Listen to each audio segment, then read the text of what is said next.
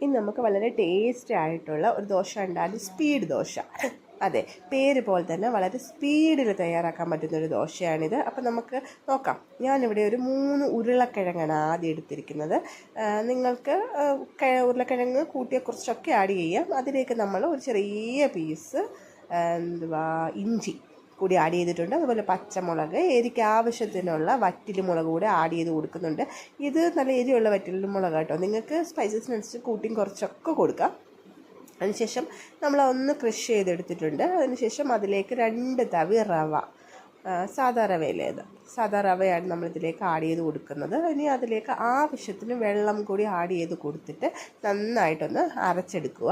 നന്നായി അരച്ചെടുത്തതിന് ശേഷം നമ്മൾ ഇതിലേക്ക് അരിപ്പൊടി, വറക്കാത്ത സാധാ അരിപ്പൊടിയില്ലേ, സാധാ അരിപ്പൊടി 2 തവി അരിപ്പൊടി കൂടി ഇതിലേക്ക് ആഡ് ചെയ്ത് കൊടുത്ത് ആവശ്യത്തിന് വെള്ളവും ഒഴിച്ച് നന്നായിട്ട് ഇതൊന്ന് അരച്ചെടുക്കുക. നമ്മുടെ സാധാ ദോശമാവിൻ്റെ അതേ കൺസിസ്റ്റൻസി തന്നെയാണ് ഇത് എടുക്കുന്നത്.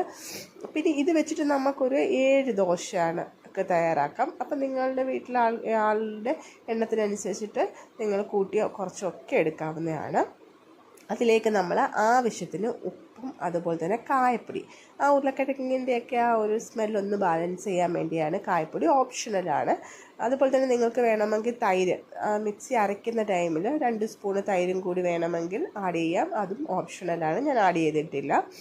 അതിനുശേഷം നമുക്ക് ദോശക്കല്ലിൽ ഒഴിച്ച് നന്നായിട്ട് പരത്തി മുകളിലൂടെ കുറച്ച് നെയ്യൊക്കെ ഒഴിച്ച്, നെയ്യ് ഇഷ്ടമാണെങ്കിൽ ഒഴിച്ച് നന്നായിട്ട് മുരിച്ചെടുത്ത് കഴിക്കാവുന്നതാണ്. നല്ല ടേസ്റ്റ് ആയിട്ടുള്ള ദോശയാണ്. അതായത് ദോശയ്ക്ക് നല്ല സ്പൈസിനെസ് ഒക്കെ ഉള്ളതുകൊണ്ട് നിങ്ങൾ എന്തായാലും ട്രൈ ചെയ്ത് നോക്കണം. അതുപോലെ തന്നെ ഇതിന് തേങ്ങാ ചമ്മന്തി നല്ലൊരു കോമ്പിനേഷൻ ആണെങ്കിലും എനിക്ക് തോന്നിയത് തക്കാളി ചമ്മന്തിയാണ് ഇതിൻ്റെ കൂടെ കുറച്ചുകൂടി നല്ലൊരു ടേസ്റ്റ് വരുന്നത്. അപ്പം നിങ്ങളെല്ലാവരും ഇതിൻ്റെ കൂടെ തക്കാളി ചമ്മന്തിയും കൂടി ഒന്ന് ട്രൈ ചെയ്ത് ഒരു വട്ടമെങ്കിലും നോക്കണം. എല്ലാവരും ട്രൈ ചെയ്ത് നോക്കിയിട്ട് ഫീഡ്ബാക്ക് അറിയണം. ഇത് പെട്ടെന്ന് തയ്യാറാക്കാൻ പറ്റും, അതുകൊണ്ടാണ് നമ്മൾ സ്പീഡ് ദോശ എന്ന് പേരിട്ടത്. അപ്പോൾ പെട്ടെന്ന് തന്നെ നിങ്ങൾക്ക് ഒരു വെറൈറ്റി ദോശ കഴിക്കണം എന്ന് തോന്നുമ്പോൾ ഇതുപോലെ ഒന്ന് ട്രൈ ചെയ്ത് നോക്കുക. എല്ലാവർക്കും തീർച്ചയായിട്ടും ഇഷ്ടപ്പെടും. കുട്ടികൾക്കൊക്കെ കൊടുക്കുകയാണെങ്കിൽ എരി വേണ്ടെങ്കിൽ ഇത്രയും എരി ആഡ് ചെയ്ത് കൊടുക്കേണ്ട. ഇതിപ്പം വറ്റൽമുളകും പച്ചമുളകും ഒക്കെ ആഡ് ചെയ്തുകൊണ്ട് അത്യാവശ്യം നല്ല പോലെ എരി ഉണ്ട്. അപ്പം നിങ്ങൾക്ക് ആ സ്പൈസസൊക്കെ നിങ്ങളുടെ ടേസ്റ്റിനനുസരിച്ചിട്ട് മാറ്റി ഒക്കെ എടുക്കാം. അപ്പോൾ എല്ലാവരും ട്രൈ ചെയ്ത് നോക്കണം.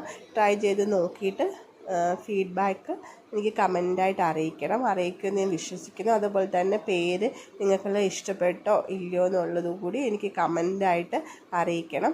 അപ്പം എല്ലാവരും ട്രൈ ചെയ്യുമെന്ന് വിശ്വസിക്കുന്നു. Okay, thank you.